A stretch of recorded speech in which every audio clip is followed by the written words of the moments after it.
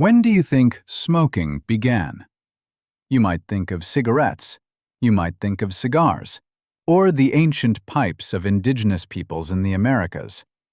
But if we look further back, much further, this story doesn't begin with a cigarette.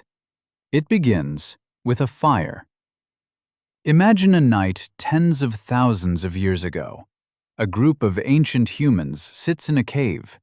Outside, there is cold wind, wild beasts, and darkness. In the center of them is a burning fire.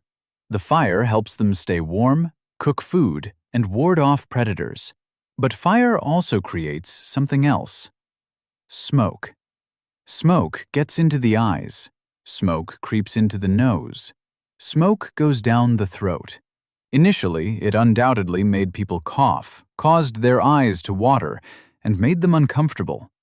But after thousands, tens of thousands of years living alongside fire, our ancestors began to realize one thing. Not all smoke is the same. Some smoke just stings the eyes. Some smoke has a pleasant aroma. Some smoke keeps insects away. Some smoke makes sick people feel better. And perhaps some smoke alters the human mind. From here, the question becomes much more fascinating. When did ancient humans begin to smoke? The short answer is, we don't know exactly. But the longer answer is, the behavior of inhaling smoke could be far older than tobacco, agriculture, writing, and even the first civilizations. Because before humans smoked, they inhaled smoke. The first unintentional experiments. Every night by the fire was an exposure to smoke. Every time a tree, leaf, dry grass, bark, or root was burned, it was an accidental experiment. Ancient people did not have laboratories. They didn't know what active ingredients were in a plant. They didn't know what nicotine, cannabinoids, alkaloids, or essential oils were. But they knew how to observe. If burning a certain leaf made mosquitoes fly away, they remembered. If burning a certain plant helped a sick person breathe easier, they remembered. If inhaling smoke from a certain grass made their bodies feel lighter, they definitely remembered. That is how ancient knowledge was formed: trial, error, survival, and transmission. Perhaps the first time humans smoked, it wasn't intentional at all. No one sat down and said, "Today I will invent smoking." Perhaps it started much more simply. A strange branch was thrown into the fire. An unusual smoke rose. Someone sitting nearby inhaled it. They coughed. Then, a few minutes later, they felt their body change. Maybe the pain from a hunt subsided. Maybe they felt more relaxed. Maybe the firelight looked stranger. Maybe the sound of drums, the wind, or the voices around them seemed to have a deeper rhythm. And if that experience was special enough, humans would do what humans always do. They tried it again. From an accident, it became an experience. From an experience, it became a habit.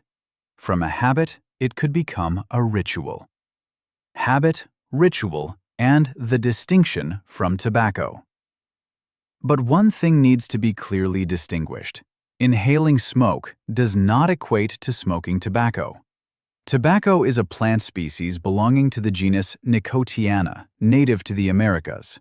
This means that before Europeans set foot in the Americas at the end of the 15th century, tobacco did not exist in the lives of Europe, Africa, or Asia in the way we understand it today. However, that does not mean other places lacked a tradition of inhaling smoke. In many different regions around the world, humans might have burned native plants to heal, repel insects, create aromas, or enter special mental states during rituals. Every region had its own plants. Every community had its own understanding. But the common ground was, smoke was no longer just a byproduct of fire. It gradually became a tool. In the Americas, tobacco has a very long history. Before becoming a commercial product, tobacco held sacred meaning in many indigenous communities. It might appear in healing rituals, in prayers, in pledges between groups of people, or in communicating with the spirit world. To them, tobacco smoke was not a casual recreational habit. It was a messenger. Smoke rose to the sky, carrying pleas. Smoke passed through the body, creating a sense of connection. Smoke appeared in moments when humans wanted to speak with ancestors, deities, or the invisible forces of nature. The contrast: ancient rituals versus modern industry. This is a very crucial point. In the ancient world, inhaling smoke was rarely something done just to pass the time. It usually had a context, a ritual, a guide, a specific time, a limit. A shaman inhaling smoke during a ceremony is not the same as a modern person smoking continuously throughout the day. A community using smoke to pray is not the same as a factory producing millions of cigarettes an hour. It is the same smoke, but the meaning is entirely different. Ancient smoke was tied to the soul, healing, community, and symbolism. Modern industrial tobacco is tied to markets, habits, addiction, and severe health risks. If we ignore this difference, we misunderstand the entire story. The archaeological evidence, or lack thereof. So, what is the oldest evidence? Archaeology shows that humans have used fire for a very long time. Once there was fire, the potential for exposure to smoke was a certainty. But proving that an ancient person intentionally smoked something is much harder. Why? Because things related to smoking tend to vanish easily. Dry leaves rot. Leather pouches decompose. Wooden pipes disintegrate. Ash is blown away by the wind.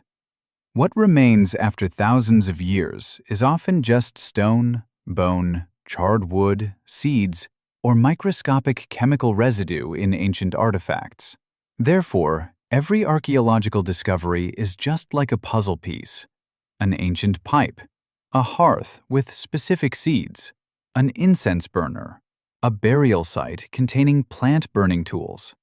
All these help us understand that humans intentionally used smoke very early on, but they cannot give us an exact date.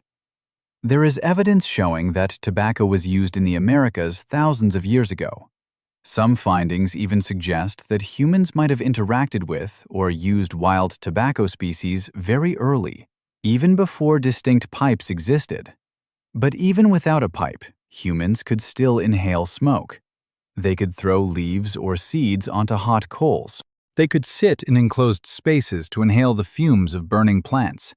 They could use smoke in tents, in caves, in rituals, or by the hearth. In other words, smoking in the modern sense might have appeared later, but intentionally inhaling smoke from plants could be far older. Smoke as medicine and social glue. And the reason humans did this wasn't just for the sensation. Smoke could also be medicine. Before modern medicine, humans used plants to heal. They chewed leaves, drank decoctions, applied roots, used steam baths, and burned herbs. If a type of smoke helped clear the nose, soothe the throat, reduce pain, or help a sick person sleep, it was remembered. From today's perspective, healing with smoke sounds strange, perhaps even dangerous. But to ancient people, the lungs were a direct pathway to bring sense, heat, and active ingredients into the body. They didn't understand it in scientific language, but they understood it through experience. Whatever seemed effective, they kept. Whatever caused harm, they avoided. Whatever was both powerful and dangerous, they placed into ritual. Smoke also possessed social power. Imagine a group of people sitting around a fire. An elder places a handful of dry plants on the glowing coals. Smoke rises. Everyone falls silent. They inhale the same scent together. They look into the same fire together. They listen to the same story together. They enter an altered state of feeling together. That moment bonded them. To ancient people, connection was not a secondary matter. It was survival. A group that trusted each other could hunt better, protect each other better, care for children better, and survive the winter better. Therefore, smoke wasn't just a substance entering the lungs. It could be a tool for building trust, a ritual signal, a way for the whole group to feel they belonged to the same world. Conclusion: the true path of smoke. So, when did ancient humans begin to smoke? There probably wasn't a first day. There was no single moment when one person invented smoking, like the invention of the wheel. Instead, it was likely a very long process. First, humans lived alongside fire and accidentally inhaled smoke. Then, they realized each type of plant produced a different smoke. Next, they selected certain plants to burn intentionally. After that, they used smoke in healing, rituals, and community bonding. Finally, in some places, tools like pipes, burners, sweat lodges, or incense vessels appeared. From nature to habit, from habit to ritual, from ritual to culture. That is the true path of smoke in human history. And this story also reminds us of one thing.